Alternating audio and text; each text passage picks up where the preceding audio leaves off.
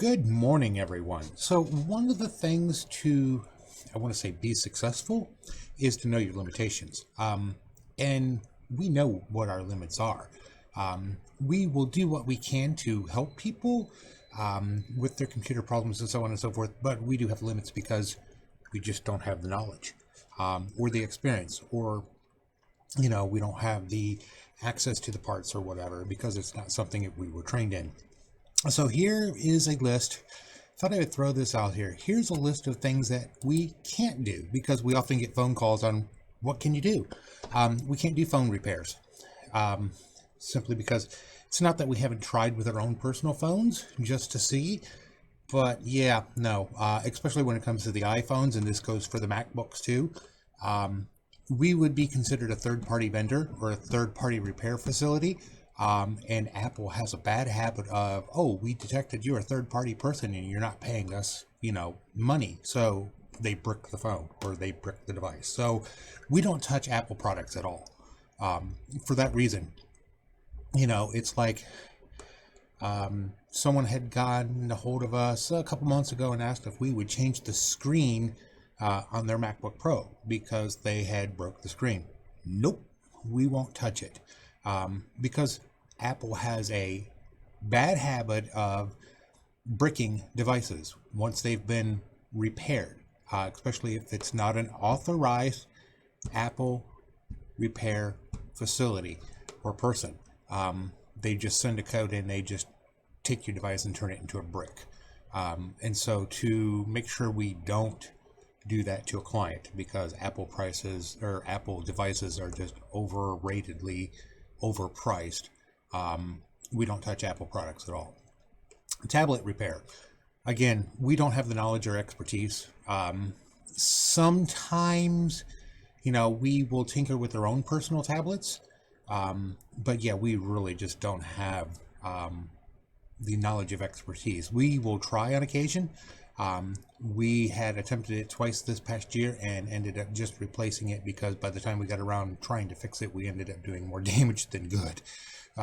So we just ended up replacing it for the client. We have a policy: we break it, we replace it. So console repairs, Xboxes, Game Boys, yeah. Yeah, no, Xboxes, PlayStations, we don't do console repairs. Again, same concept as the Apple stuff. If you want to take the risk and repair it yourself, by all means. If you got a red ring of death, that's on you. We're not going to do it, because we have seen where Microsoft has bricked X machines after they've been repaired. So yeah, and it goes same thing to MacBooks or any Apple product, whether it be a phone or a laptop or a desktop.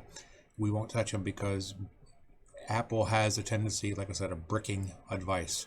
The other thing we won't repair is inkjet printers. We'll look at them. Sometimes it's something, like a really small piece of paper jammed in it, and that we can do. But otherwise, if it's a component failure on an inkjet, or if you're hearing a loud noise, inkjet printers are cheap. Go buy another one. You pay more for the ink in the long run than you did for the printer. So yeah, inkjet printers are really not designed to be repaired. Just even if you bought a $300 ones that, sounds like a mega tank, once they die, just replace them. They're not worth fixing. What we can do, screen replacements on any Windows laptop. Absolutely, we could do that. We can do some Chromebook screen repairs. Or replacement, I should say. Take out the old ones, put the new ones in. And I say limited on that simply because we've done one or two and it failed. But we've done probably over the last year a dozen or so, and they worked. Rhythm, rhyme, I don't know. No reason for it. I don't think that Google bricks their Chrome devices if they're serviced by a third party. And yeah, like I said, most of the time it works. Sometimes it doesn't. So it's kind of limited on that. We will give it a fair shot. If we can't fix it, there's no charge. But yeah, just to be aware on the Chromebooks, if we're replacing a keyboard, if it's a keyboard that can be replaced, or if we're replacing a screen, if we can open it up, find the part, we get the part ordered, put the part in and it works, great. If not, yeah, some of the higher end Chromebooks give you a little more flexibility. On the lower end ones, they kind of like hard code them in that if it's not this screen that goes with this laptop, no. So Chromebooks are kind of limited. What we can, one of the many things that we can do, a lot of people don't know this, is we do desktop laser printer repairs. If you've come into the shop, you've seen probably the 2 or 3 big printers that are sitting on the shelves. Those we can fix. It's usually a roller issue, a fuser issue, a transfer sheet issue. The waste bottle needs to be emptied, and you've probably paid a fair amount of money for a laser printer. Even the cheap basic brother ones, are $199 for just straight up black and white. And the more expensive ones, like we've got this HP over here, it's probably $1,000 printer. So that's what we tell people. Laser printers, those are worth fixing. If they're under warranty, do the warranty issue, obviously, but laser printers you can fix, or we can fix, I should say. It's just a matter of finding the part. We have completely tore one apart and put it back together before. They do take time to fix. It's not something we can fix in like we do with the laptops and desktops. It's not something we can fix in 24, 48, 72 hours. It takes a little bit longer, because you have to tear it apart and then start kind of looking for where the problem is and then order the parts. And if that didn't fix it, you got to order more parts, because sometimes, it might sound like it's a fuser issue, but it's actually a circuit board issue or a memory issue. So yeah, we can fix it. It just takes longer. So just give us time on that one. Hopefully you've got another printer you can use while you're waiting for your repairs to be completed. But this is what we can and cannot do, and it's kind of important to know this because we get calls for this all the time. Can you fix my phone? Nope. Can you fix my tablet? Nope. Can you fix our Xbox? Nope. We get people who call us all the time for Apple. No. We won't touch an Apple product. If you need us to help you fix your email on your iPhone, we can do that. But yeah, if it's a failed power jack, if it's a cracked screen, no, we won't touch it. And inkjets, like I said, they are cheap.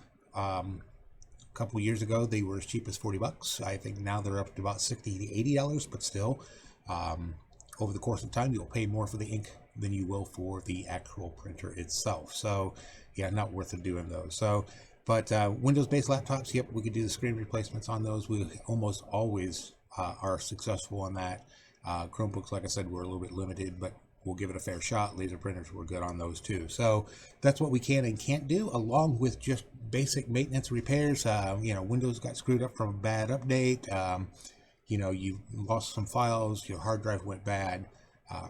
If it's Windows-based, we can usually do, I won't call it miracles, but we can usually do a lot of things. So, but that's what we can and can't do. I thought I would put that out there and let you all know, because we do get phone calls on and ask us what we can and can't do. So that's what we can and can't do in a nutshell.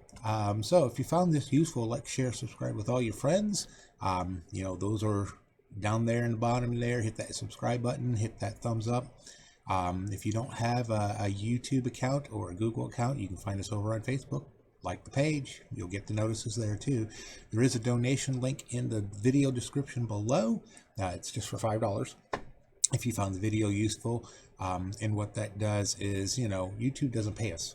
We don't have the followers, we don't have the subscribers, and yeah, we're probably not ever going to have sponsors.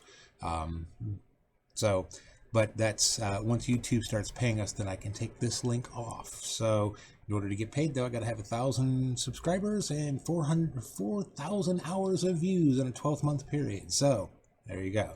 In the meantime, though, if you do need computer repair, there's our phone number. Give us a call.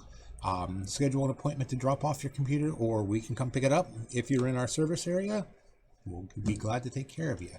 Talk to you later, and you guys have a great day.